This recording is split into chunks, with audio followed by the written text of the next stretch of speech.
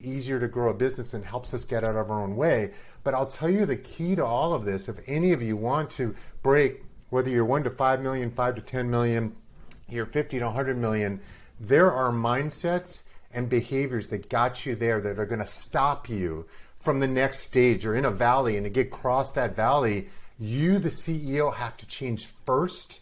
And then we've got to bring the organization along, and we have to change some of those norms. Hey, there was an opportunity here. Let me go ahead and build a business. However, when we start talking about, systems, and we start talking about human, capital problems and resources and recruiting and, all of these other systems, right? What she helps you realize is passion. You don't have to love restoration to be passionate. The impact players and those impact CEOs that really grow large businesses are just passionate about anything they do. And I ride a Peloton, and one of the sayings all the different trainers use that I love is, how you do anything is how you do everything. What's going on, Restoration Nation? Rico Garcia here. We've got a really exciting episode for you today. But before we dive in, I want to give a big shout out to our show sponsors, starting off with C&R Magazine. Head on over to cnrmagazine.com. Get your subscription today if you haven't done so already. Also, make sure that you check out their website. Tons of great information is constantly being released. It's one of the industry's longest running publications. So make sure that if you haven't done so already, get your copy of C&R Magazine today. Also want to give a big shout out to Restoration Referral System. Head on over to restorationreferralsystem.com/dominate. We got a really special offer for you there as well that will help you grow your business. Now, today's episode, we are joined by none other than Howard Shore, which is coach, consultant extraordinaire over at the Activate Group, and also the Wall Street Journal best-selling author of The Leader Launchpad. And it's an amazing book. We take a very deep dive into some of the strategies that he uses to go ahead and grow businesses to help them achieve the financial freedom that they're really looking for. It's an amazing interview. Howard is a super insightful individual that's obviously got a great track record with restoration companies in our industry. And it was just a really fun interview. So hope you enjoy. Let's dive in. Let's go. Owning any type of restoration business is demanding of your time, your energy, and resources. And that's why we're here. This is Restoration Domination. If you're a contractor in water mitigation, mold remediation, biohazard cleanup, roofers, or public adjusters, you'll learn how to dominate using some of the techniques and strategies that our guests will share. We'll interview top industry insiders, movers and shakers, hustlers and hackers, and anyone dominating their industry. This is Restoration Domination. Hustle, hack, and dominate. And here's your host, Rico Garcia.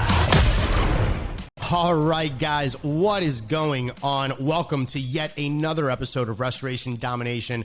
Really excited today. I think we've got a modern day business genius joining us today, and we're going to be talking about business, how to grow your business. We're going to be obviously tying in a lot of mindset, marketing, and we've been jamming out off camera here for about like 15-20 minutes, and we've covered like I think 15 or 20 topics in that amount of time. Tons of fun. More importantly, he is the author of The Leader Launchpad. So if you haven't picked it up, make sure that you pick up the book. Link is going to be in the video description below, as well as in the show notes, or at restoration.com, and just look up the Howard Shore podcast. He's also the CEO, owner of Activate Group, and his main thing is he just helps businesses break through and get to new heights. So Howard, first things first, man, thank you so much for taking the time out of your day and joining us here today. Are you ready to help us dominate? Rico, I am so excited to be here. I can't wait to get this going. Awesome.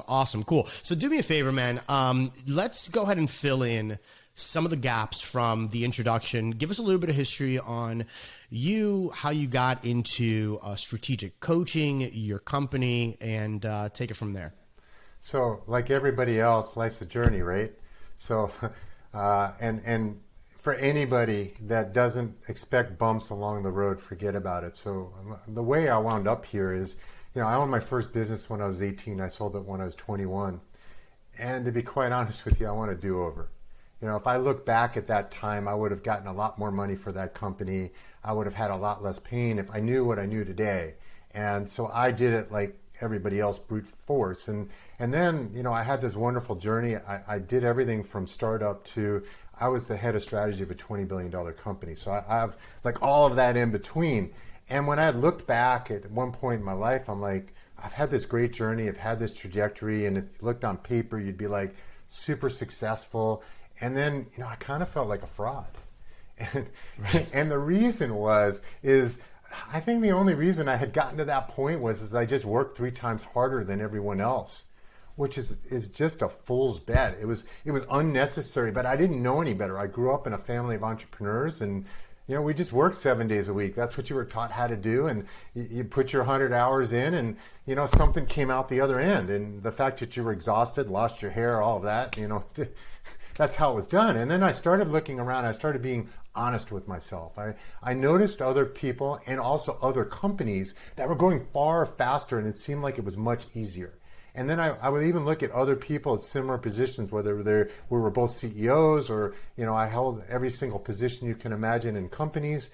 And there were always those people that seemed like they worked half but got as much impact as you did. So I'm like, all right, so what is the secret to having more impact and do it with less effort? So I realized my ego was my enemy and I was in my own way. So I've actually hired a number of coaches over the year. I have had 9 of them for myself to help me figure this out. And then I started reading. And by the way, everybody who's listening to this doesn't read, I get it. I was dyslexic, severe ADHD, all right? For me to get through a book, it takes 3 to 4 times longer than everybody else. But I realized, man, I had to do this because I had to figure it out. So I started reading like a book a week, a book every other week. And then I had this problem. I'd read a book, and then this sounded great, but then that wasn't the whole solution. Then I'd read another book, and it wasn't a whole solution. And I read another one, and I'm just like, how do we put this whole thing together into one repeatable system? Which is how I wound up here today, is I now, through that book, have created a strategic but behavioral system that brings it all together, that makes it easier to grow a business and helps us get out of our own way. But I'll tell you the key to all of this, if any of you want to break, whether you're 1 to 5 million, 5 to 10 million, you're 50 to 100 million, there are mindsets and behaviors that got you there that are going to stop you from the next stage. You're in a valley, and to get across that valley, you, the CEO, have to change first. And then we've got to bring the organization along, and we have to change some of those norms that have worked for you, but now they're holding you back. So what are you, and obviously we could probably, it'll take us weeks, months if we were just to dive into everything into detail here. Give us like the breakdown. And when I said here, for those of you that are listening, I'm referring to the book itself, the Leadership Launchpad, 5 steps to fuel your business and lift your profits. So it's, by the way, I'm very proud of this. I've got the signed copy, which is pretty amazing. So if you had to break down, in your opinion, what's the biggest hurdle for any size company, right? From, infant to, those $100 million companies that you help, coach. Is there like a common denominator in the stoppage of growth that you see that kind of plagues any and all companies? God, that's a great question. And as you and I talked offline, there's 6 systems that all cause a business to function well or not, that creates the business ecosystem. And so many times we meet different businesses, and there is a underlying main problem, and it's maybe different across companies. So if you have cash, you may not have problems. You have a cash system problem, right? If people are just turning over left and right, you either have a human capital management problem or you have a cultural problem. If you've got good people, but together they're not working well, you've got a team cohesiveness problem. If you stopped growing, but what you're doing is well, then you have probably a strategy problem. And if you're just constantly fixing the same problems over and over again, and it looks like I might date myself here, like the keystone cops of how your operation's going on. So it's like managed chaos. You have an execution problem, right? So and they all play off of each other. And then the problem in businesses is we hyper-focus just on one system, but all 6 systems are going on at one time. But if you ask me the main issue, if I were to sum it up in one thing is, listen, when I started a business, I had, my very first one, it wasn't going through my mind that I had to master the soft systems. All right, the soft systems is culture. The soft systems is getting the right people in the right seats doing the right things. The soft systems is the team cohesiveness. No, we're all about whatever. So in this case, it's restoration. How do I really do great mediation? How do I do great construction? And we're into the hard stuff, our trade, which is fine. You need to have a trade to do well. But without those soft systems, it's just pandemonium.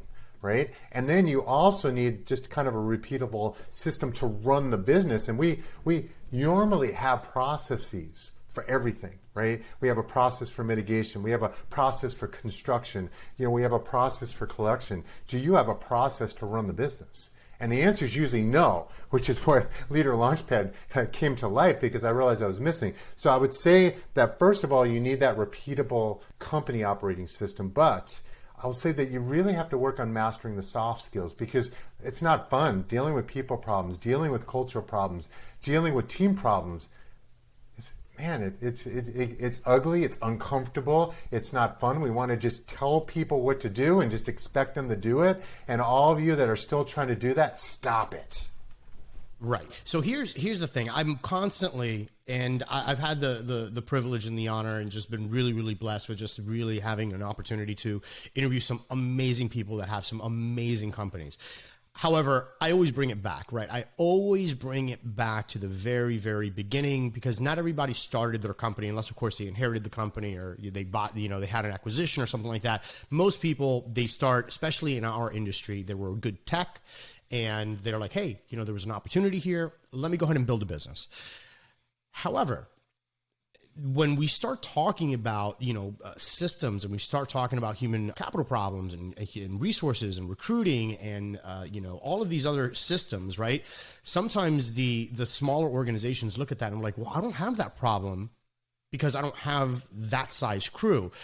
So the question here is this: at what point should an organization get ahead of these issues, and knowing that they're coming down the pike? I'm assuming that they don't want a lifestyle business and assuming that they actually want to build a business, right? At what point should systems and operations and this stuff start getting categorized, written down, committed as a company mission and as a way of doing business? Is there a dollar figure? Is there a certain employee cap that people should start implementing this at? Or should they try to implement it as soon as they say, hey, look, I'm going into business and this is what I want my business to look like? So I'm going to be practical, right? So when you first start your business, you're just trying to earn a living to replace most people. That wasn't me. Were working for somebody else, then started their own business, and they're trying to replace their income. Right. And so in the beginning, you're just trying to, all you've really created is a job for yourself and a feeling of freedom, although you're not free from somebody else calling the shots for you. But really all you're doing is creating a job for yourself. The question for everyone is, do you want to build a business or do you want to just create a job for yourself? And if you want to create a job for yourself, then as long as you have a fair income and you've replaced your income and you can make that consistent, you may be done. You may have had a ceiling. But for the rest of you, you've got to think about where you ought to wind up, right? Because you have to start building this week, this month, this quarter towards where you want to be. And so there's this old thing, it's overused, but it's still valid. If anybody's watched Alice in Wonderland, and Alice is going and she asks the Cheshire Cat when she comes to Crossroads, where should I go? And so the cat was like, well, where do you want to end up? And she says, well, I don't know. Well, then it doesn't matter which street you pick, because you're just going to go down a street and you don't care where you wind up. But if you care where you wind up, it's going to change everything. Take my industry. I earn more net per month than a lot of coaches do in a year. But that's because I had a plan. I came into this and I'm like, I don't want just a job. I want a business. I want to own something. I want to be earning money while I'm taking my 6 weeks off a year, right? I want to do things, and I don't want it to be all dependent on Howard. So with that decision comes different actions. With that decision, I have to build different infrastructure. I have to balance cash and all of that, but I have a vision of where I want to go. Take restoration. I know restoration companies that in year 2, they're already doing 5 million.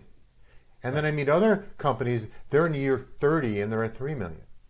Right. And I believe the difference between the two folks, you might say is skills, but I will say it started with mindset.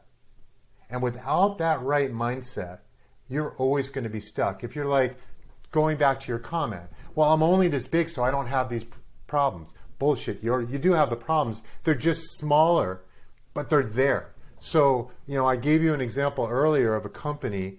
First of all, they were stuck for 3 years at 5 million, and they hadn't made money over 3 years. 1 year later, they were at about an 18% net profit.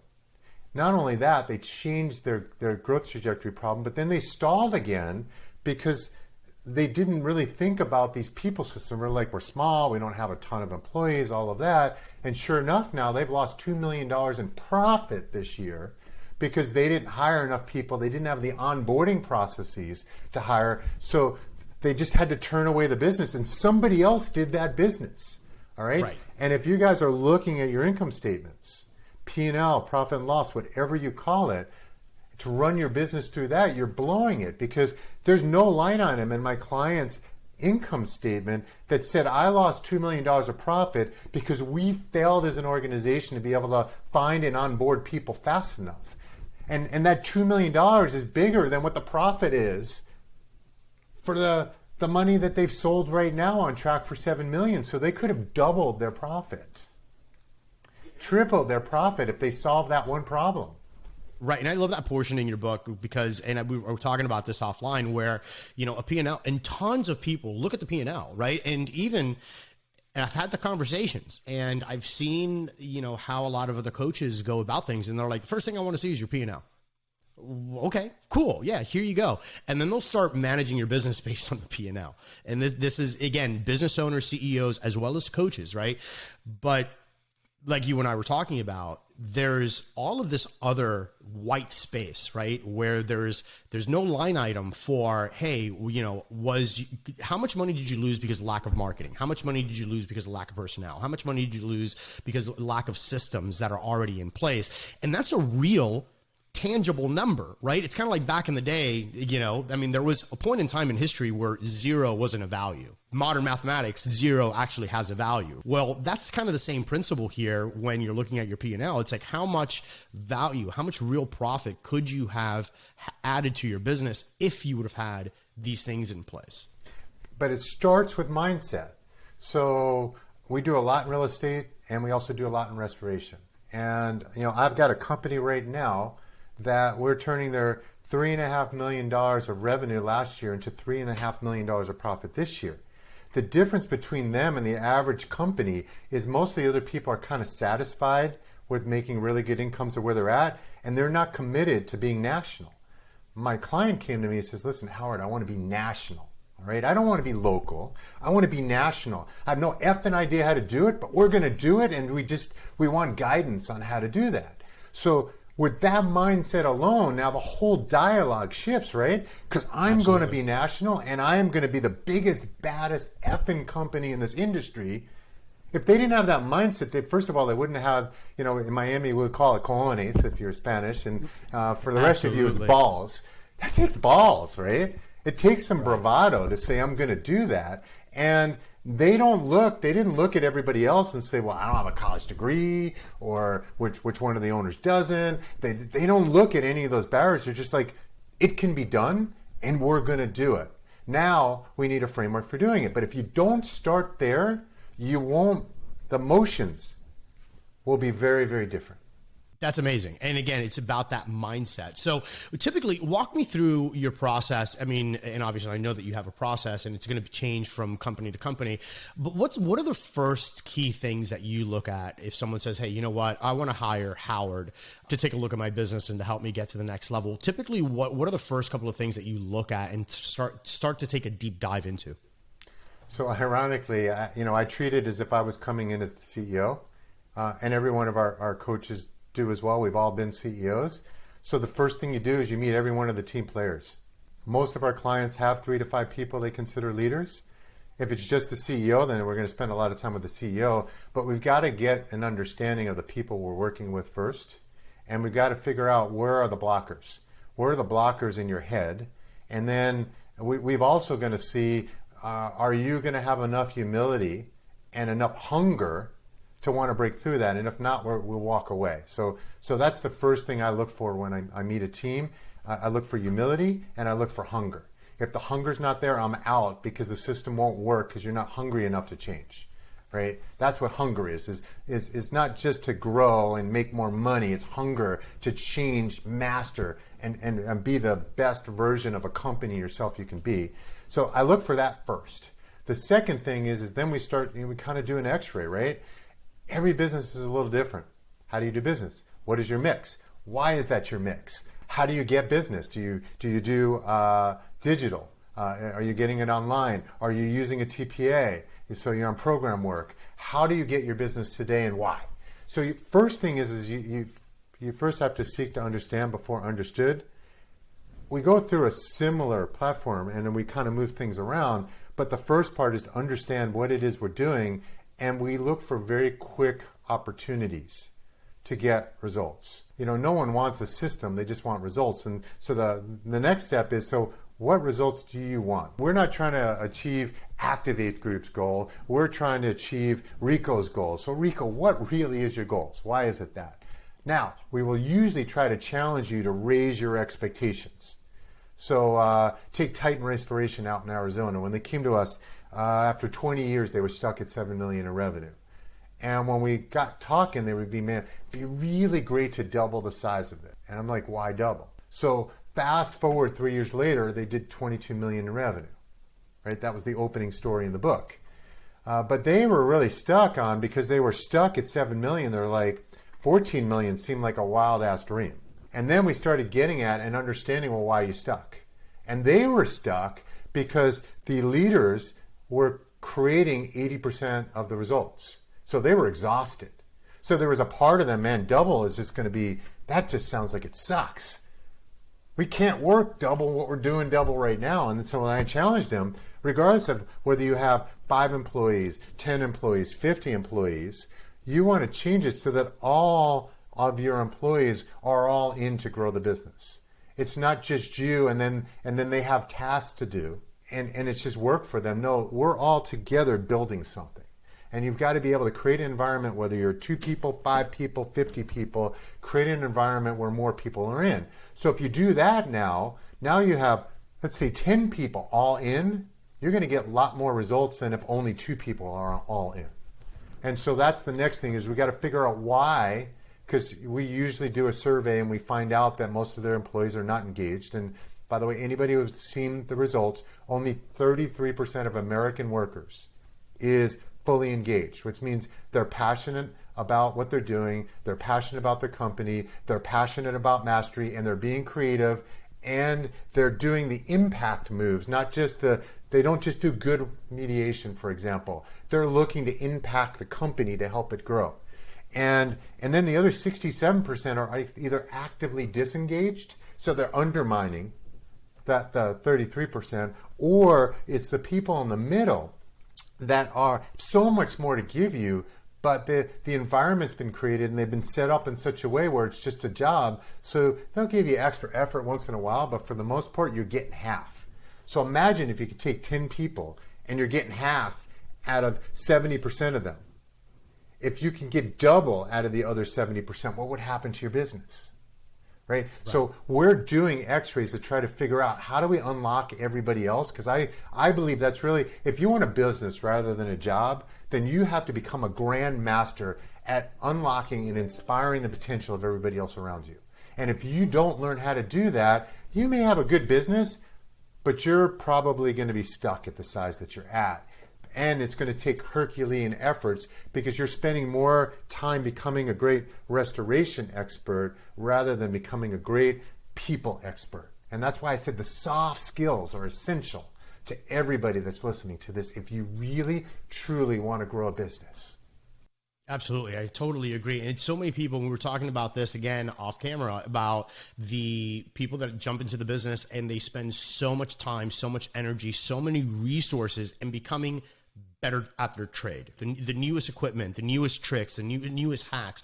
And that's all great and fine. And maybe you might find a unique selling proposition, if you will, right? Because of your new tech. But the reality is that's not what moves the needle for a business. Right? Because it's kind of expected when you're an owner of a business and you're providing a service to the public, it's expected that you're good at what you do, right?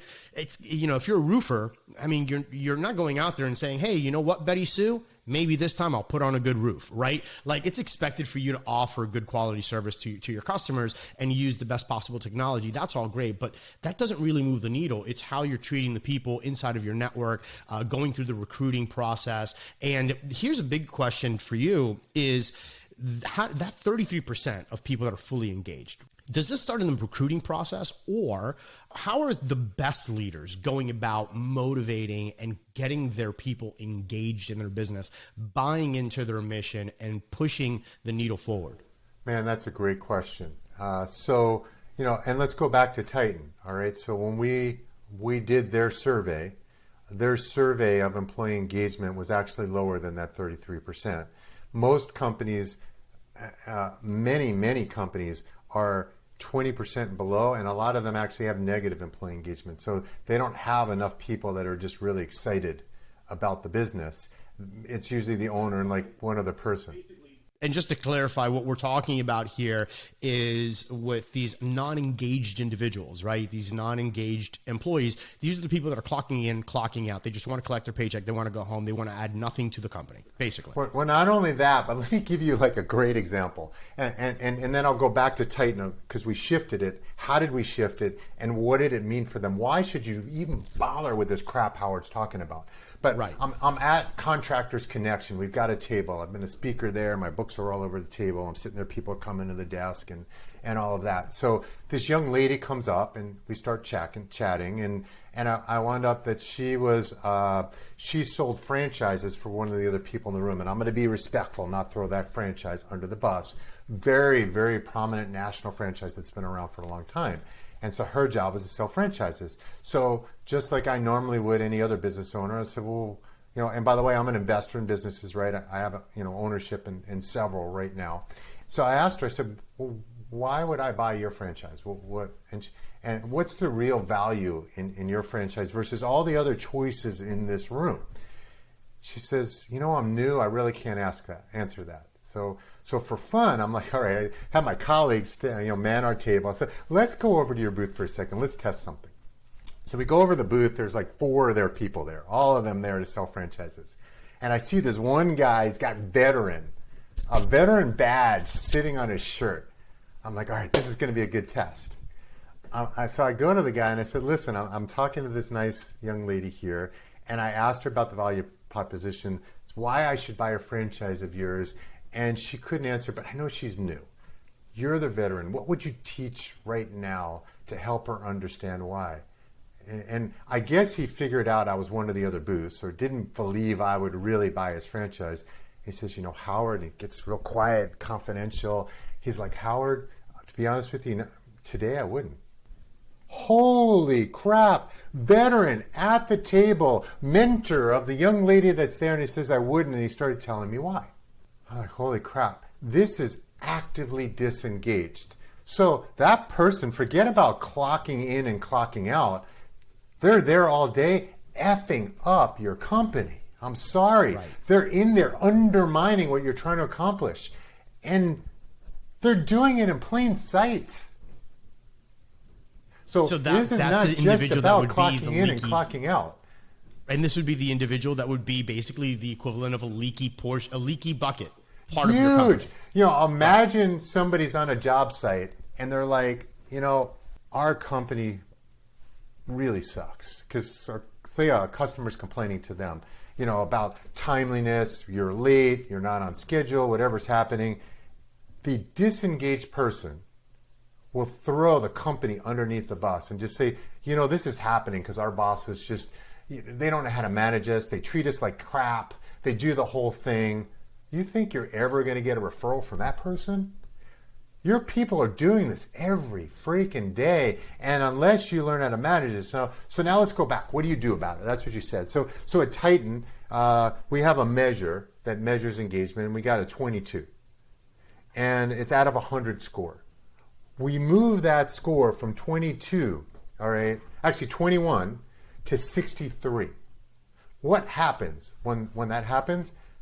Over 60% of all their new employees as they were growing came from internal employee referrals. Their turnover as a company was far less than anybody else. And so now let's talk about that. Everybody understands I don't want turnover, but you're thinking about I don't want turnover because how hard it is to get somebody ramped up. What you're not figuring out is once they're ramped up, the longer you have them, the more productive they get, the easier it is for them to do more work than everybody else. Your return on dollar for payroll goes up dramatically the longer they work for you, as long as they're engaged and you're not keeping, because this is another thing, a lot of you take a lot of pride in no turnover, and 80% of your employees should have been fired in month one. So don't let lack of turnover fool you. So if you're not getting 2 to 3 times the productivity out of every employee as everybody else, and what I mean by productivity is for every dollar you spend in labor, you're getting more back in gross margin, then you are not more productive than everybody else.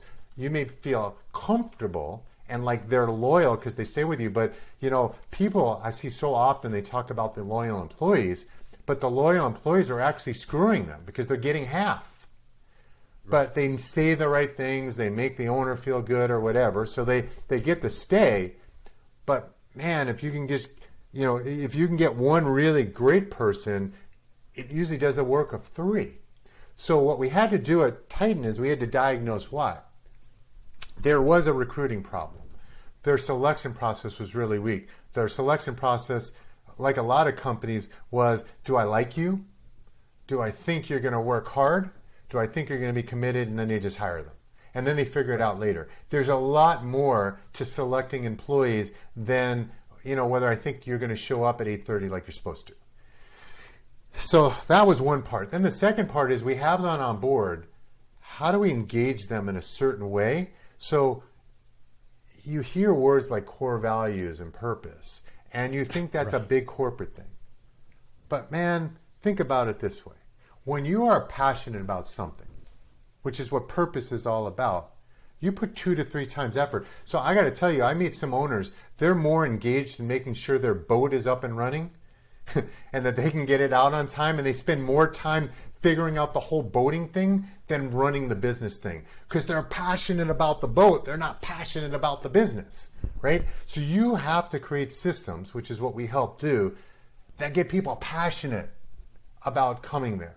And you don't have to be a Fortune 500 company, even 20 employee company to need to have to create passion in everybody to do. So they're connected. Then you've got to have guide rules. So how do they treat everyone, right? So we call that core values. But what are those codes of conduct that whether I'm watching you or not, everybody can expect it? Because when you do that, if everyone's excited about what you're doing and everybody's treating each other in a certain way, it's easier to recruit, it's easier to keep, and it's easier to get more out of everybody else. So we're going to work really, really hard on that. The other thing is the reason why, so 70% of the causal effect of engagement was not the industry, it wasn't the nature of the job, it was the manager.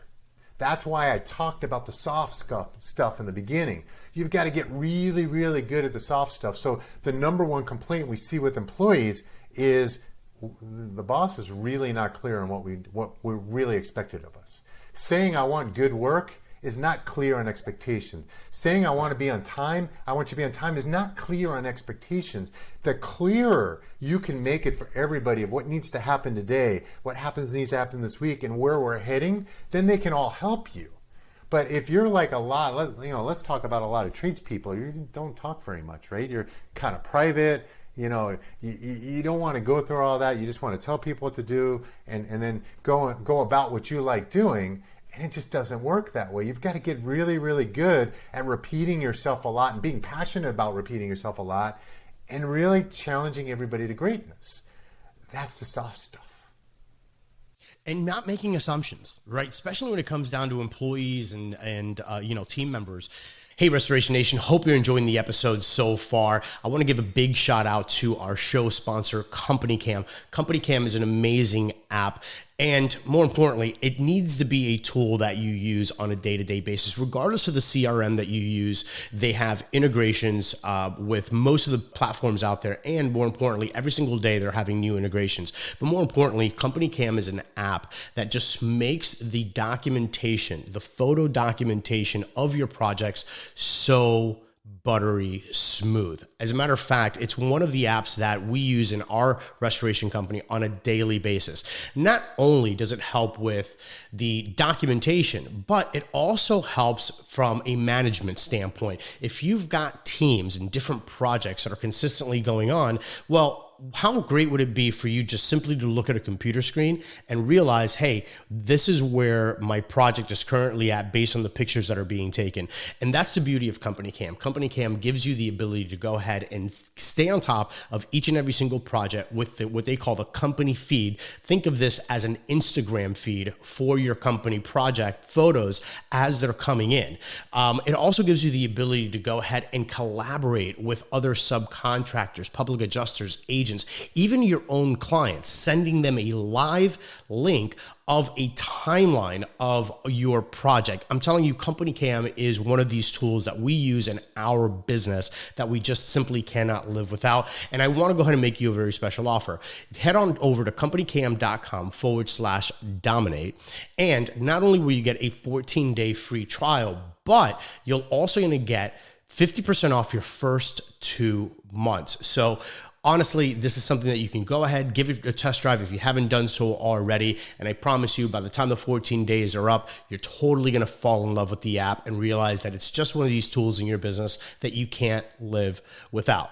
Hey guys, so how are you staying on top of all the changes that are happening inside of the restoration industry? Well, let me just give you a quick tip. Head on over to cnrmagazine.com and make sure that you get your subscription today. C&R Magazine is one of the industry's legacy publications, but more importantly, it gives you the information that you need in order to stay on top of what's happening in the marketplace. Look, there's mergers, acquisitions, new technology, new things that are consistently rolling out that could have a huge impact on your business and how you do business. So the best way to stay on top of the market, keep your finger on the pulse of the market, is to go ahead and read the industry's leading publication, and that's C&R Magazine. So head on over to cnrmagazine.com, hit the subscribe button, get your subscription, and be wowed. As an owner, as the visionary, you've got all of these ideas in your head, and you're driven, you're passionate, you want to move the needle, you're doing everything you possibly can. And sometimes you make these hiring decisions and you believe that your hire is you. You believe that somehow magically your thought process now became their thought process. And that's where I've noticed, and myself, I've fallen guilty of this all the time, where I'm like, oh my God, these guys just don't get it. And I was like, oh, well, I've explained it, I've shown them, it's like, but they just don't get it. And then I realized it's not their fault. It's not their fault. It's my fault. 110% my fault. Because now, once we started really dissecting every single process and explaining it and documenting it in a living document, saying this is our process and this is what we live and die by, all of a sudden, I had to repeat myself less and less. And I noticed that my stress levels started to go down, right? And all of a sudden, there was less bad blood. Now it was just, hey, oh, you didn't get it this time? No big deal. But remember, look at the training. Check out the videos. Check out the document that we have pertaining to this, right? All of a sudden, it just changes. So it's just, the whole aspect of how many people are not engaged because of management and the responsibility of management, like, really hits home for a lot of companies. And again, like I said, I've fallen victim of that myself. So let me share something with you. So there's a couple mindsets that I see in leadership that's causing this lack of engagement. So as you're talking, a few things just clicked in my head. So the first one is you've got the two groups of people, and usually there's not much in between. highly documented systems and I want everybody to be robots. And then you got the other people that I don't want to be telling everybody every step they need to go along the way. And there's a problem with both sides. So listen, your business is not about everybody going out as robots. Every day your people are dealing with people. Every job you go out to is a little bit different and we need people to use their brains. So we need to create the guide rails and everybody knows the guide rails and what they have authority to do. But then we need to teach, train, and expect people to think. And that starts from the day they get hired. You can teach people and you're going to find the people that have figure it out factor, that you don't have to be a brain surgeon to have figure it out factor. Think about going back to the boat, right? So how many people have bought a boat, never been to school on how to build an engine, never been to school and all of that, but man, because they were passionate about it, they figured out when the boat broke down and they didn't have the money for somebody else to fix it, they were tinkering with it, or because they were passionate, even though they had the money, I want to tinker with it, right? That's what you want people doing for you in your business. So I like repeatable processes. I recommended that in the beginning, but your repeatable process has to have an expectation of people are going to think, they're expected to think, and so this gets to the next thing is, and actually it's twofold. So most of us have humility problems. And what I mean by that is your ego is not your amigo. So you believe that you know what doesn't stink. You may not say that and you'll say I don't, but then if you were to walk in your employee's shoes, well, that's how you come across. And so right. What that does is it actually causes people not to think. And you scream at them when they don't think, and then when they do think and you don't like what they did, you beat the hell out of them for thinking. And rather than helping them grow in their thinking and applaud them for just not trying to be a robot and having the best interest of your company at heart, right? So your thought process of your people, are they assets? Or are they resources? Resources we use and throw away, and then we just want them to go follow the step-by-step cookie-cutter approach to business, and business doesn't work that way. Then the second thing, I think, is your mindset. Your mindset about people in general, right? So I have a client right now that's losing for her role is probably the best I've ever met in hundreds of companies in that role. And you know why that person quit? Because that leader didn't listen to their ideas. That leader didn't understand what that function was supposed to be and hired a superstar and then caused her to be half. And she hated operating at half, so she's going to go work for another company where that company will leverage her full abilities. What's interesting is that CEO has not recognized or does not see what he lost. Can't see it. Because he never saw things from that person's point of view and never really asked and challenged himself to understand how can you have the greatest impact to help me solve my problems right now. And that person had a lot of those ideas, but he wasn't even going to her to help solve those problems. He'd go to somebody else, even though that person out of the entire leadership team was the best person just in a different role and he's comfortable with. So when you're in restoration, you tend to love your operating people the most, the people that are in the field doing the job. You may have other people around you that are not in the field that are going to give you wildly better ideas of having a bigger impact to grow your company, but many times you shut them down because you pigeonhole them in a box. And so you got to stop pigeonholing people in boxes because of your closed mindset.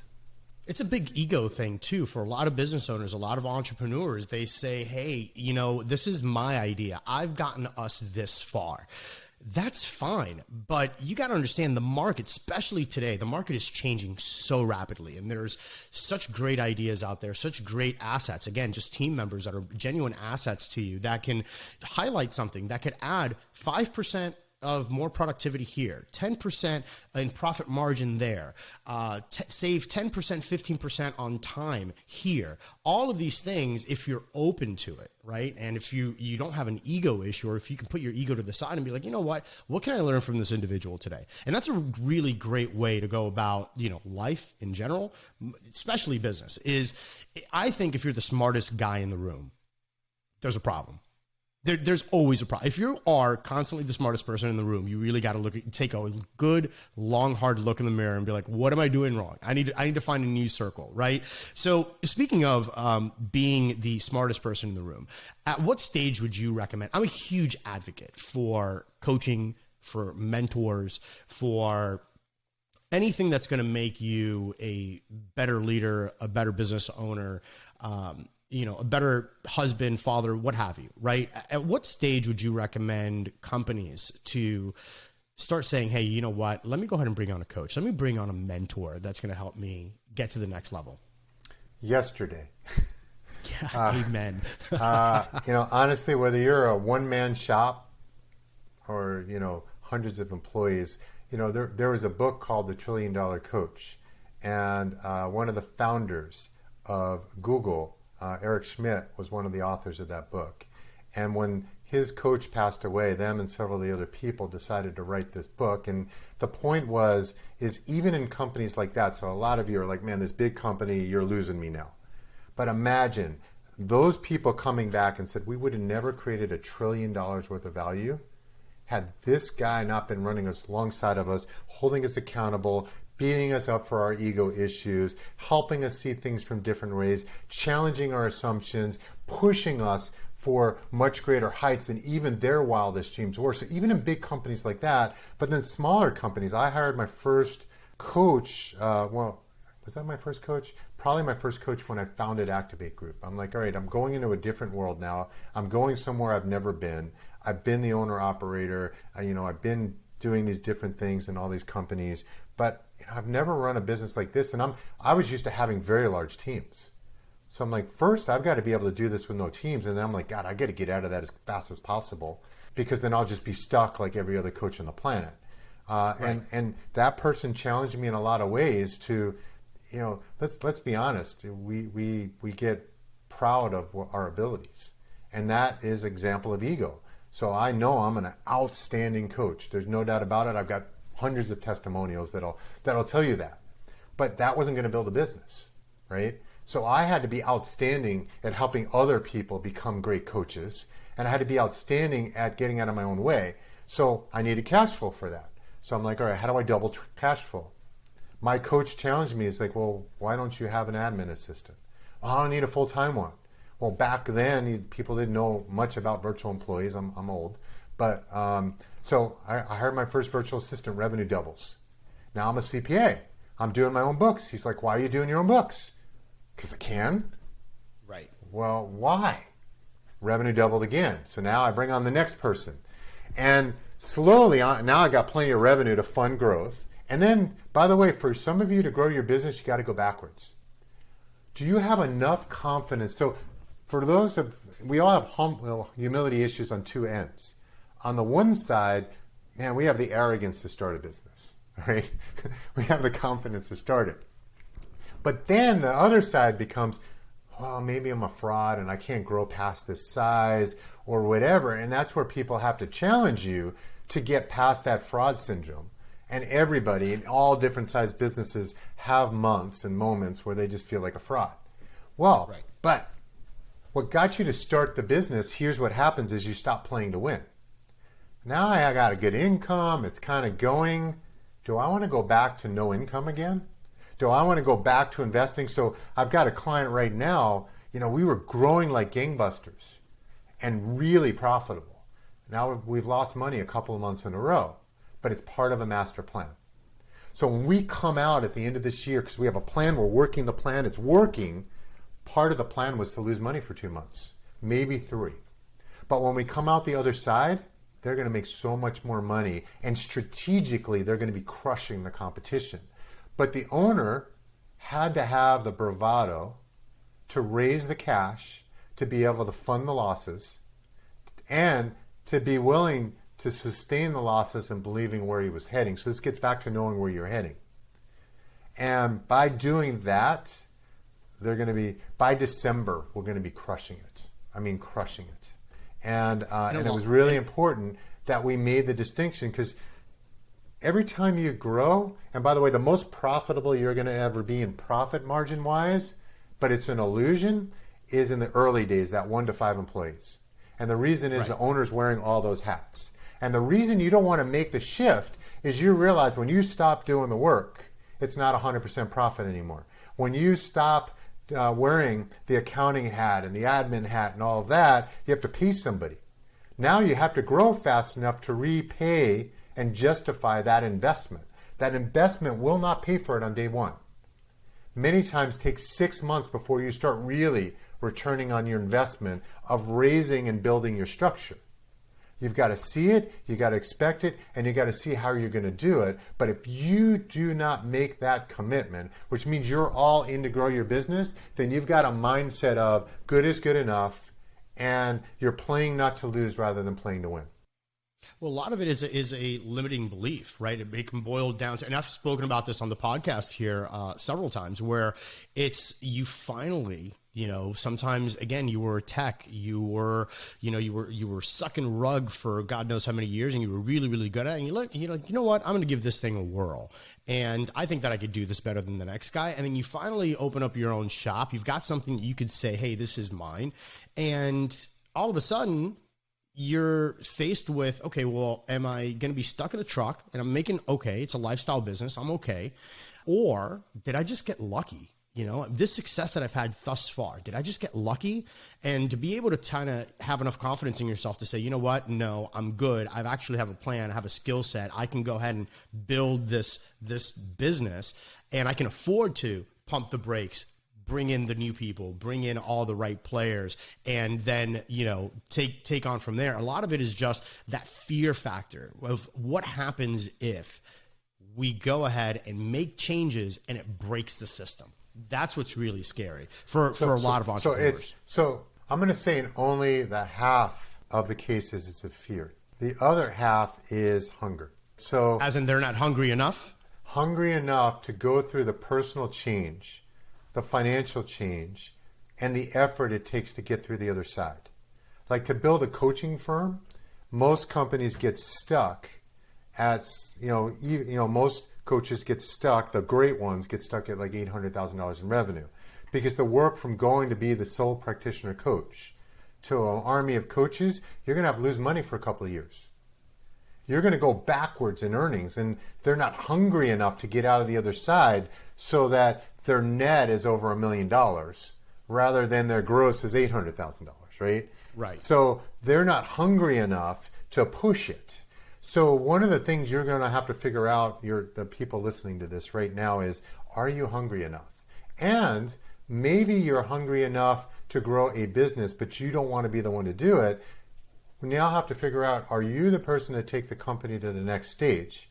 Or do you play a different role and bring somebody else on that will actually run this for you? And then we've got to teach you how to do that, because now turning over the keys is not for the light at heart either. You've got to learn to give up a lot of controls and allow somebody to build your business for you, because they're going to do something you're not willing to do. And they may not be the grand craftsman you are at restoration, but they may be the grand craftsman at building an organization.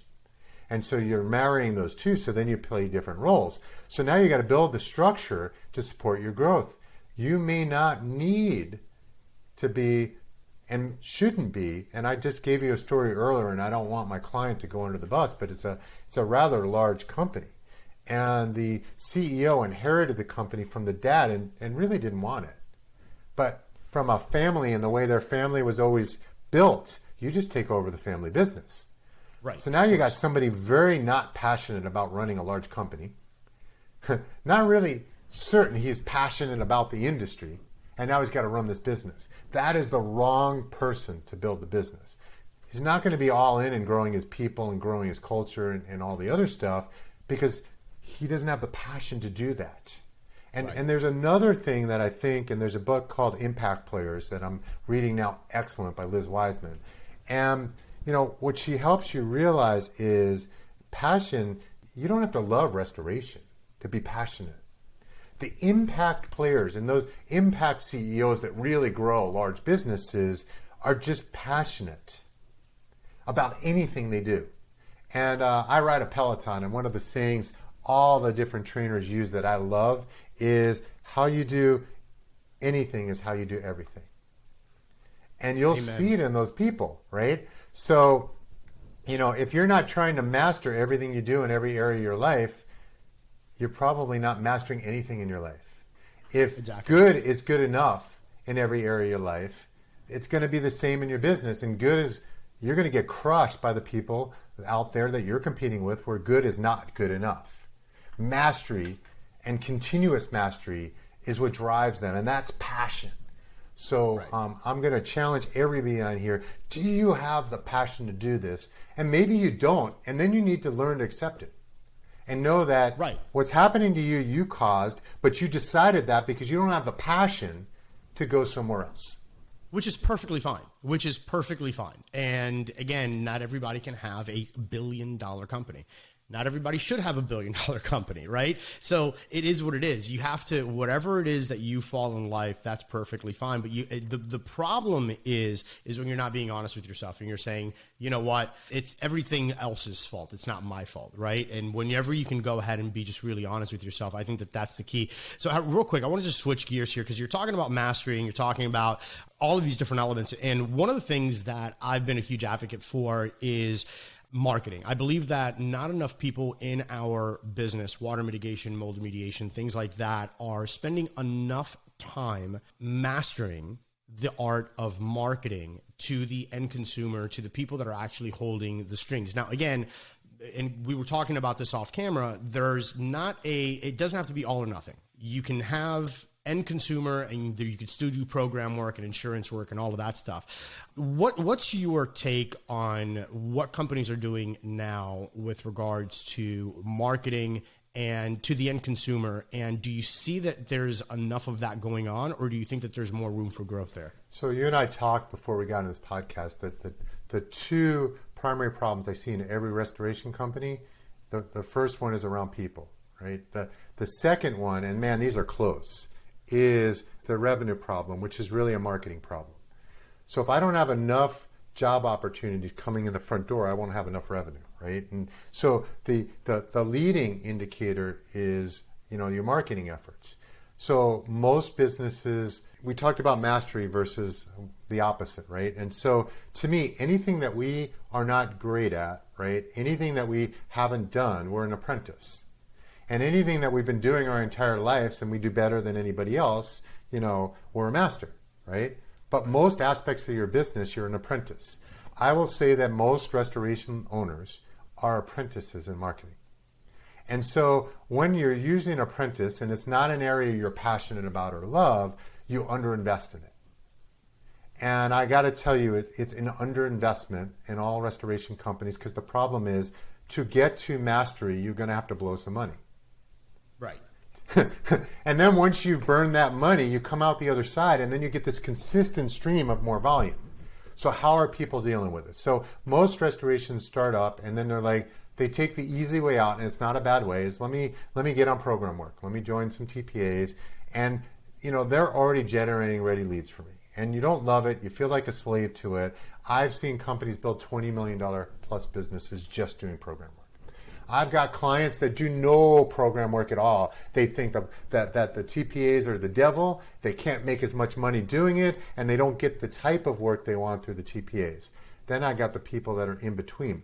There's a third group, and it's a very rare group in restoration that is actually using Google advertising and other scalable marketing things because, let's be honest, most people in your industry really can't do that well. They don't understand it. There's a lot of frauds that are out there helping you. But I have one client, they're going to do $30 million this year, and 60% of their revenue comes because of Google advertising.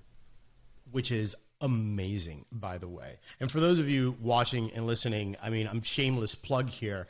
I've been advocating hardcore for business owners to kind of grab the bull by the horns when it comes down to their marketing and getting, at least understanding how to get the phone ringing. It's such an important element. And if you can bring it in-house, even better. But Google Ads, which of course includes even YouTube, is such an amazing way to get in front of your people at a very scalable and predictable rate. I myself, Howard, I don't know if I did tell you off camera. So I have a course put together, which is called Google Ads Domination for Contractors and Entrepreneurs. And the whole idea is just to show people exactly, right, business owners, hey, how can I harness the power of Google and get my message out there and provide them with the strategies that they need in order to succeed. And here's the beauty about this, right? And just to kind of give you an idea of why I get so excited about this topic.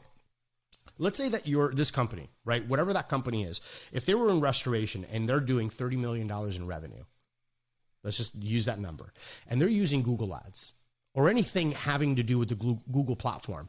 Now, I'm little old Rico, right? And, I've got, X amount of dollars, and I'm just trying to get to the next level. Okay, cool. But now I know that this company is spending $30 million, or it's going to make $30 million in revenue, the majority of which 60% of that is coming from their strategy on Google Ads. Now, I know that they spent a lot of money testing, figuring out their sales copy, getting their landing pages right. So now imagine, for me, because I don't have that war chest, right? For me to be able to look at what it is that they're doing, and this is the beauty about digital marketing, is it leaves a digital footprint, right? So now for you to be able to go and type in a couple of things, click a few buttons, and to be able to show, right? It's like magic, to be able to see what their best ads are, how long they've been running, the variation of those ads, the landing pages, and basically just, again, not copy, because that's not good, but to mimic, to clone, to make it your own. Now what you've done, and again, you can't put this on a P&L, right? But now what you've done is you've saved yourself $30, $40, $50, $100,000 worth of testing, worth of bad clicks, just because now you've aligned yourself with a good company, seen what their marketing strategy is, and then implement it. So that's a really, interesting thing about the digital space. So what I think is interesting for your industry is, since a lot of people don't understand it, don't like it, and don't believe in it, it's not as crowded in the restoration space online as it is in other industries, right? Not at all. So if you can dominate that, particularly if you're listening to this and you're in a state that has storms like Florida, we every week we have a storm that floods somewhere. Yeah. It's I think, and I can't prove this, you probably know better than I do, that's where when Google Ads and all of that really comes in, because everybody's panicked. Nobody can get their insurance advisor on the phone. They can't move fast enough, and the first thing they go to is Google. And so that company, I gave you an example, is their surge this year was because they were in Texas and those freezes all came from Google. Yep. Didn't come from their normal relationships. It came from Google. Because everybody went online, and then they had a system for funneling all those through. And because they had been working it over time, not trying to do quick fixes, they had worked on their natural search versus their Google search. They were first when everybody went in, not the national chains like ServPro and ServiceMaster, them. Right. Exactly. And it takes a lot of effort in the beginning, and some people just simply don't want to deal with it. And that's perfectly fine too. But there's a tremendous amount of opportunity when it comes down to marketing. Is there, besides Google, is there any other methods for marketing that you would recommend for companies to focus in a little bit more, whether that's marketing to pros or marketing to the end consumer? What are your biggest... And again, you have a good data set, right? I mean, obviously with all the customers that you have and everybody that you're coaching, are there any systems that you find to be more profitable than others? It really depends on your market. So certain markets, program works great, and other markets, program is very low margin, and the insurers that are on the programs are horrible, so it doesn't work. So to say a one size across the board, I would be disingenuous. You've got to really look at your market. It also depends on what kind of business you want. So I have clients that, they made the commitment that they want more than 50% of their revenue to be commercial. You've got to do that through relationship marketing. You've got to have boots on the ground that are regularly reaching out and talking to and developing relationships. But I will see most of the big jobs that I see in the industry. Like we had a client got a $9 million job in 1 year. One job was $9 million. It came because they had been building relationships over time. And when that other relationship did part of the work, but didn't, and then my client was able to do the rest of the work, that's how he got a $9 million job. So, right. And by the way, they were, a $5 million company when we first met, and now all of a sudden they're doing a $9 million job. So you had to prepare for that moment, right? Otherwise you would have been crushed. And then the second part was you had to have the relationship to begin with. So I believe having people that know how to get to the right people, nurture the right relationships, be very, very consistent, because let's be honest, your competitors aren't as bad as you think they are. So you've got to wait for them to screw up for somebody to say uncle and be willing to take the risk to work with somebody else, because they already have, there's too many contractors in your market. So you've got to be able to drip and drip and drip and drip. So social helps you do that. Newsletters help you do that. Picking up the phone helps you do that. Joining BOMA helps you do that. But it all comes down to, who do you want your client to be? Right. Do you want it to be that small water job?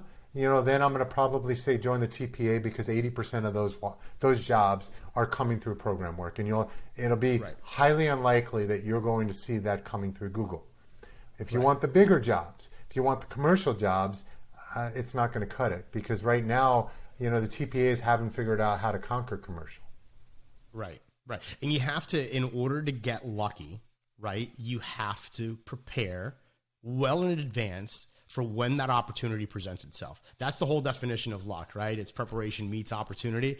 And again, to go from a $5 million company to a $9 million project, people could look at that and be like, oh, they just got lucky. No, they were at the right place at the right time. No, that took a long time in preparation in order for them to finally be there and say, you know what, we prepared, we laid down all the groundwork. Now we can go ahead, and an opportunity presented itself and we jumped on it. And I know we're coming to a close now, because we're kind of past where we said we were going to be. But I guess where I will leave that with is one word: grit. Grit. You have to have, amazing. And you got to build an organization of an army of people with grit to get through the other side, to beat the competition, to go through the bumps, to come out the other side. You got to have grit. I totally agree. And again, if people want to reach out to you, what's the best medium for them to go ahead and do that? Is it LinkedIn, Instagram? Where should they reach out to you at? So I've got a big presence on LinkedIn. I respond every day to anybody who reaches out to me on LinkedIn, and I take a meeting with anybody just to help, because we are passionate about building businesses and really passionate about the restoration industry. And then the other place everybody goes is our website, is activategroupinc.com. And don't forget the Inc. A lot of people do. There's a lot of ways in which you can interact with us on there as well. So either one of those will work. Awesome. Amazing. And guys, for those of you that joined in on the show, make sure, if you haven't done so yet, make sure that you check out the Leader Launchpad, Howard Schwartz's book, which is the 5 steps to fuel your business and lift your profit. Make sure that you link up with him on LinkedIn. And Howard, man, thank you so much for the great time. Tons and tons of value. We should definitely do this again soon. I'd love to. This was fun. Awesome. See you soon. You've been listening to Restoration Domination, interviewing the restoration business's top industry insiders, the movers and shakers, the hustlers and hackers. We hope you've gotten some useful and practical information from the show. Make sure to like, rate, and review. And we'll be back soon. But in the meantime, hook up with us on Instagram. Find Rico at Rico Garcia Jr. And check out the YouTube channel at Restoration Domination. Till next time, this is Restoration Domination. Hustle, hack, dominate.